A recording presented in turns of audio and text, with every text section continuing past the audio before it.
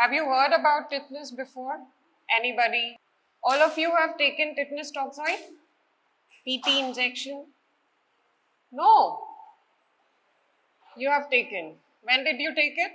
What led you to take TT injection? When you talk about tetanus, it's always a clinical diagnosis first. Microbiological diagnosis is always supported. What does that mean?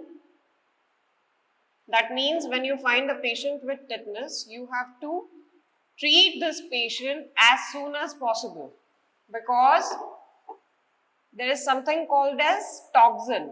Which toxin is this? Tetanospasmin. This toxin is to be treated immediately. And what are you using for that? Tetanus toxoid. How do you derive this toxoid? You take it from the microorganism itself and inactivate using formalin. Okay, what are other clinical diagnoses which have support from the lab but has to be treated immediately or notified immediately? Gas gangrene and diphtheria. Okay, remember this. So whenever you're on the clinical side, you see the patient with gas gangrene, you have to decide for surgical treatment as soon as possible. The surgical intervention is warranted as soon as possible without waiting on the lab results. Okay? Similarly with diphtheria. And what is happening here? They are all driven through toxins. Okay. So when you talk about tetanus, what is the group of organism you're leading here with? Clostridium. Clostridium are saprophytes. They are found everywhere in the environment, soil, water, even in the human gut flora. Not all the Clostridia are pathogenic, but there are 4 things that you have to deal with. Can you name one? What is the causative organism of gas gangrene? Clostridium perfringens. What kind of paralysis is seen in, what is the pathonomic significance in case of Clostridium perfringens? What will you see in the wound? That will tell you that this is a gas gangrene. You will be able to figure out that even if the wound is covered, even if the patient's limb is enclosed, it's not the open wound, but you will still feel the crepitus below the muscular layer. Okay, that will tell you that this is the case of gas gangrene. Okay, what else? Any kind of poisoning because of Clostridia?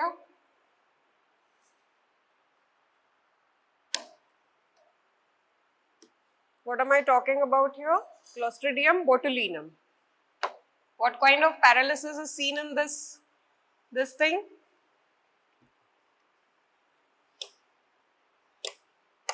Just remember that in case of botulinum, you will see flaccid paralysis. And when we talk about tetany, you will see spastic paralysis. Okay, what is other thing? Clostridium difficile. Where it is seen? It is the commensal flora in the intestine of the human, but on the usage of antibiotics, what happens? Suppose there is a patient who was admitted to the hospital with, let's say, pneumonia. He was in the hospital for 14 days and he was given n number of antibiotics, antivirals, antifungals because of the lack of diagnosis. So since he was treated with all this, what happened? All the organisms, all the protective organisms in the gut, they died. Clostridium difficile took over and it started releasing toxins. What did it lead to? It led to pseudomembranous colitis. He had the episodes of diarrhea, let's say more than 5 episodes of diarrhea, and underwent into the shock and died the next day. This is the typical case of Clostridium difficile infection. What kind of infection is this? You can call it as hospital acquired infection. Okay? Types of spores that are seen in various Clostridium species. I have put this picture here so that you could compare. What kind of spores do you see in case of Clostridium tetani? You see spherical or spherical circular drumstick appearance spores. Okay. What kind of spores do you see in case of Clostridium perfringens? Subterminal spores. All other species can also cause gas gangrene, but just remember this tetany is having typical drumstick appearance. This is the most easy spore to remember. Typical drumstick appearance in case of Clostridium tetani. Okay. Then what is this? Robertson cooked meat broth. It's an anaerobic transport medium, also can be used to culture anaerobic species in anaerobic environment in the laboratory.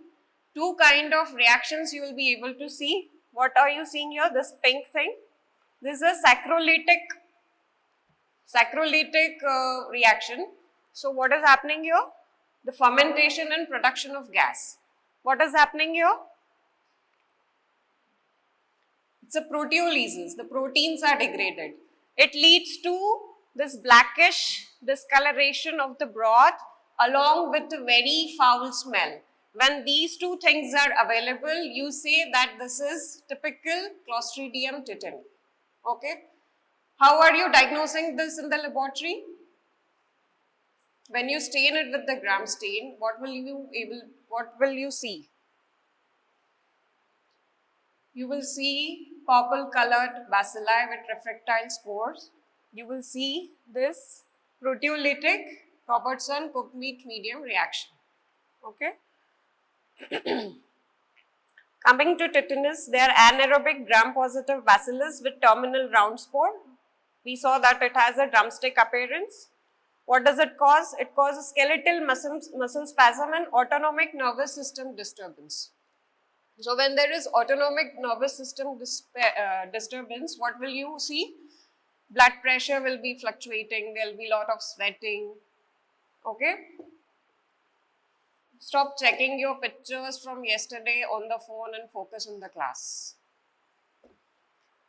Then tetany is ubiquitous in nature. That is why whenever you undergo any accident or if there is any injury of or if there is instrumentation and sterile instrumentation, you are suggested to take tetanus toxoid because of their presence in the nature like this. Okay, what are the two kinds of toxins that are available? The virulence factors. Titanolysin is hemolysin, but it has no role in the production of disease in the man. Titanospasmin plays the major role. It is a neurotoxin. So where it is acting? It's acting on CNS. How is it acting on CNS? It binds to these receptors and toxin is internalized through the nerve endings. It is taken through axons to the neurotransmitters where these neurotransmitters are released. What are these neurotransmitters? GABA and glycine. These are inhibitory neuron transmitters. What do? They inhibit the release of these transmitters and muscles are left in the excited state. So since these neurotransmitters which are inhibitory in nature, they are not released, these muscles will remain in the excited state that will cause the spasm. Okay, so where do these spasms occur first? You have to remember that in this case it goes from above to below. Facial muscles are involved first, so it is a descending spastic paralysis. Okay, always remember this. Descending spastic paralysis. Not like facet paralysis that is seen in botulinum. How do these bacilli enter the human body? It could be due to injury, right? Superficial abrasions, punctured wounds or road traffic accidents.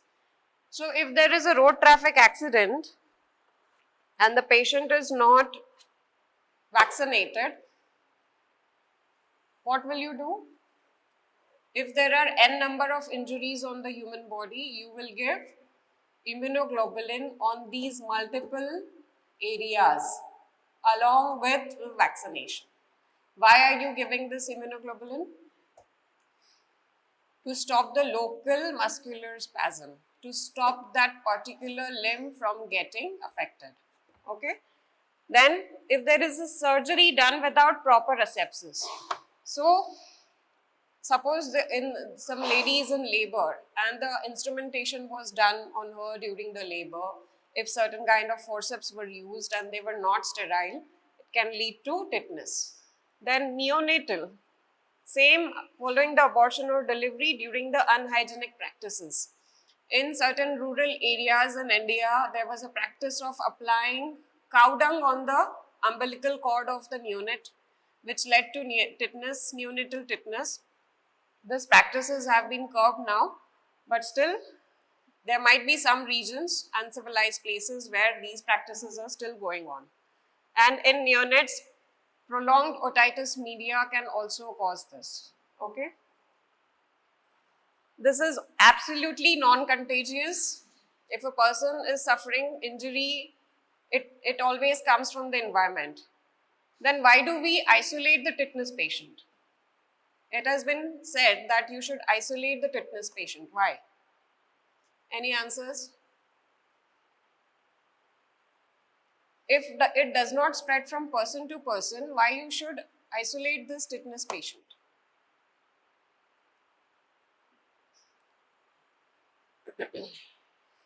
Okay, we'll see that later. What is the incubation period? About 6 to 10 days. So in case of neonates, sometimes these neonates produce this around 3 to 28 days. As early the diagnosis, prognosis will be very bad. Earlier the diagnosis, prognosis is more poor. Okay. This is also known as 8-day disease in neonates, because around 8 days the neonates, they develop this tetanus symptoms. That is why it is known as 8-day disease. The muscles of face and jaw are affected first. These muscles, when involved, they are known as trismus or lockjaw. Muscular pain and stiffness, back pain, difficulty in swallowing are the first symptoms. So what is getting involved? Your head and neck region. How will you figure that out in case of neonates? Neonates will not be able to feed. In some cases, breathing difficulty. All of this will point towards tetanus first symptoms. Then if it is a localized spasm, only one affected limb will produce spastic paralysis. Okay.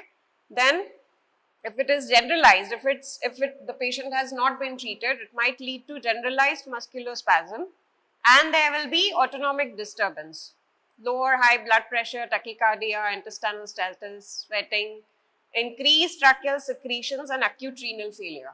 So whenever the patient is undergoing all this, what will you try to do? You will try to reduce the triggering stimulus. That is why you are isolating this patient. You are keeping this patient isolated from the light, from the people's noise, anything that would lead to triggering the autonomic disturbance. Okay, that is why you isolate this tetanus patient. Then, what are the pathognomic features of tetanus? You see this grin. This is a rhizus sardonicus. What does that mean? Rhizus means laughter in Latin, and sardonicus means any scornful laughter. Okay. So the person, because of the facial muscular spasm, has this rhizus sardonicus. It's a sustained spasm of facial muscles that the person appears to be grinning. This is typical. Then opisthotonous position. What is this? Abnormal extension of the muscles of the body, which is leading to the arch-like position of the person's body. Can you see? This is extension. Okay. The person is left into this abnormal posture because of the muscular spasm. Ultimately, there will be death because of what? because of the respiratory muscular spasm and being not able to breathe. So what will you do when you find a patient with tetanus? You will put him on ventilation. Okay. Tetanus is more common in developing countries like India. Why? Because of warm climate, it's sustained in the rural area, and the soil, fertile soil is there. Unhygienic surgeries or deliveries are still being performed in some areas.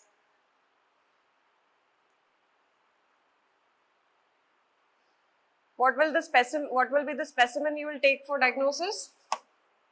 You will take it from the wound, from wherever this bacterium has entered. It will appear like this. Okay, what is this? This is the bacilli, there is the spore. This is a drumstick appearance spore.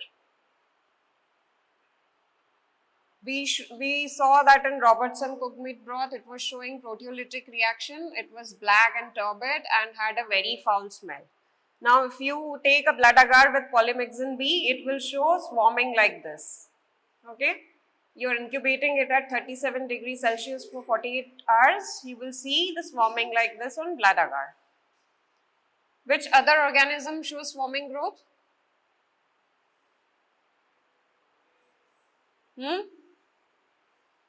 Proteus. You have seen Proteus? It was given in the practical. Okay. In vivo mouse inoculation test on specimen is done when you inoculate this Robertson cooked meat broth inoculated with tetanus, inoculated with Clostridium tetani, and you put it in the mouse's tail. You inoculate it into the tail, and after 2 days this mouse dies because he develops spastic paralysis. That is how you do this toxin assay, but it is not done nowadays. Okay. Then coming to the treatment, we talked about that it has to be treated with the toxoid. Antibiotics will only stop the organism from growing, but if there is already the release of toxin in the body, there is a very less chance. If you do not provide with the antitoxin, the person might develop mortality. So what is this? There are two kinds, human tetanus immunoglobulin or equine derived immunoglobulin. What is equine derived? Equine means horse derived immunoglobulin. So there are chance of producing serum sickness. Which kind of hypersensitivity reaction is serum sickness? Which kind of hypersensitivity reaction is serum sickness? Type 3. Okay. So these are the treatment of choice. You are taking this immunoglobulin. I told you, you are inoculating it where? Injecting it where? To the site of infection, to the site of injury. What is the dosage? 250 international units, or in case of ATS, 1500 international units, single intramuscular dose. But just like rabies, you are supposed to inoculate it at the site. Then what is the duration of protection? For about 30 days. In case of HTIG and ATS, in case of 7 to 10 days. Okay. Antibiotics are playing minor role as they cannot neutralize the toxin, but which antibiotics you are using here? Mostly metronidazole. The antibiotics which act against anaerobic organisms. Okay.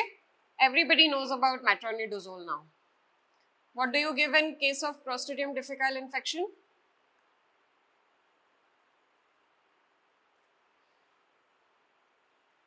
It has been covered in chapter, has it not been covered yet? You are done with GIT symptoms.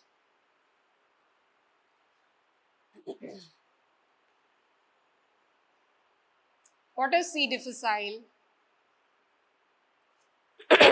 Anaerobic organism. So what will you use? The same antibiotics that is written here. What else?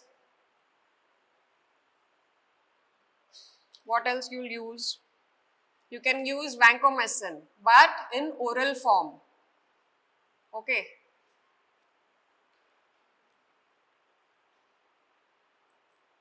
What are the other measures you can take? We discussed that the person has to be intubated. You can give antispasmodics such as diazepam and beta blocker to regulate the autonomic system. Then surgical debridement has to be done. Also, patient is to be isolated in separate room to reduce the trigger stimulus. Okay. Then tetanus toxoid has been provided in the immunization program in form of DPT, TD vaccine or pentavalent vaccine. You know that this pentavalent vaccine is given in 3 doses at 6, 10 and 14 weeks of birth with 2 booster doses at 16 to 24 weeks and at 5 years, along with 2 additional doses at 10 years and 16 years. But mostly nowadays what we do is whenever a person is getting any severe wound, the person is asked if it has been if he has been vaccinated for 3 years, 3 to 5 years, and if he says no, you prefer to give a tetanus toxoid. Adult immunization, I just told you how it is done.